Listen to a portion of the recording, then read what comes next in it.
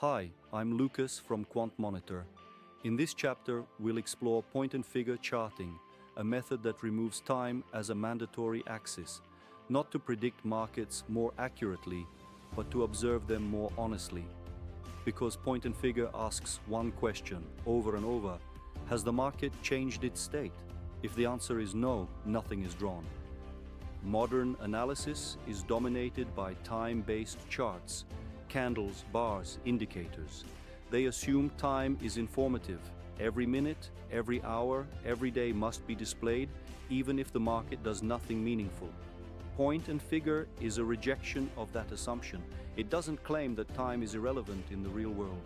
It claims time does not deserve automatic representation on the chart. So instead of drawing activity, it draws only decisions. If price doesn't move far enough to matter, the chart stays silent. That silence is not missing data, it's the method filtering noise. In point and figure charting, price is not one variable among many. It is the only variable that matters. Time, volume, volatility, momentum, they're not denied, they're subordinated.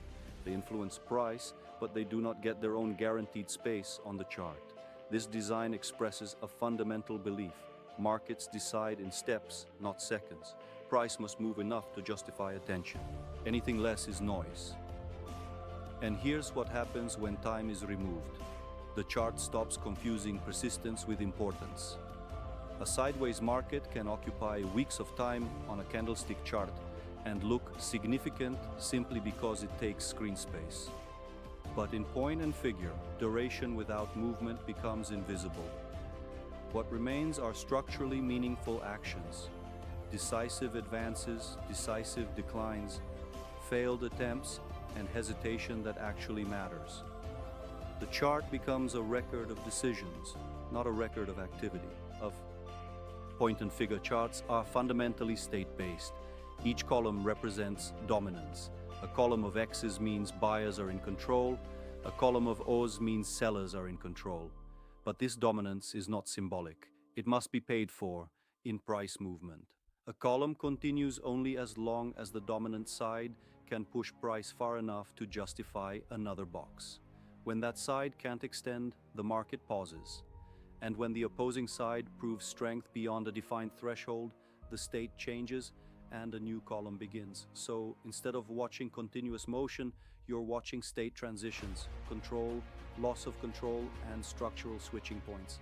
This is why point and figure can feel clean. It's not smoothing price, it's refusing to plot micro movements that don't change state.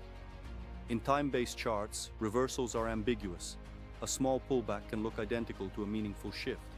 Point and figure removes that ambiguity. A reversal requires price to move far enough to invalidate the prior state, justify starting a new column, and prove commitment by the opposing side. That creates a natural hierarchy. Minor reactions disappear. Only structurally relevant changes remain. Reversal stops being interpretation and becomes something the market must earn. This also changes how we think about trend. In conventional analysis, trends are often defined by slope.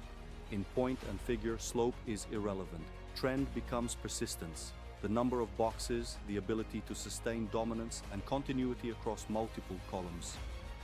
A slow, steady advance can represent stronger trend structure than a sharp move that ends quickly. Time does not amplify trends, commitment does.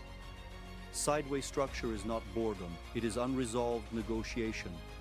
In point and figure, congestion zones are among the most informative features. They represent areas where supply and demand repeatedly clash, positions are transferred, and conviction slowly accumulates. The longer congestion persists, the greater the structural consequence of its resolution. This is not prediction, it's measurement of potential. Think of it like pressure building. The chart isn't telling you the future, it's showing you stored energy. And the key principle here is simple. Cause precedes effect. Congestion is cause, resolution is effect. Point and figure helps you see the cause clearly because it doesn't let time-based waiting dominate the picture. Markets remember where effort was expended. Horizontal structures in point and figure mark regions where large numbers of decisions were made, capital changed hands, and failure or success occurred repeatedly. When price later revisits these regions, reactions are rarely neutral. The market is responding not only to price, but to stored behavioral memory. This is why point and figure can appear eerily precise without being predictive. It's not forecasting. It's showing where the crowd previously paid a price and where reactions are likely to reappear. This perspective also reframes false breakouts. False breakouts are not errors, they are diagnostics.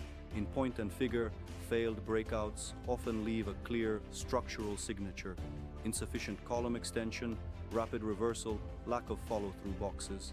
The chart doesn't explain why participation failed, it simply records that it did. Point and figure charts are uncomfortable for many traders because they deny constant feedback. There's no candle to watch, no bar closing every minute, no indicator oscillating.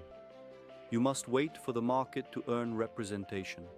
That discomfort is not a flaw, it is the point. Now connect this to swing cycles. Swing cycles exist regardless of chart type.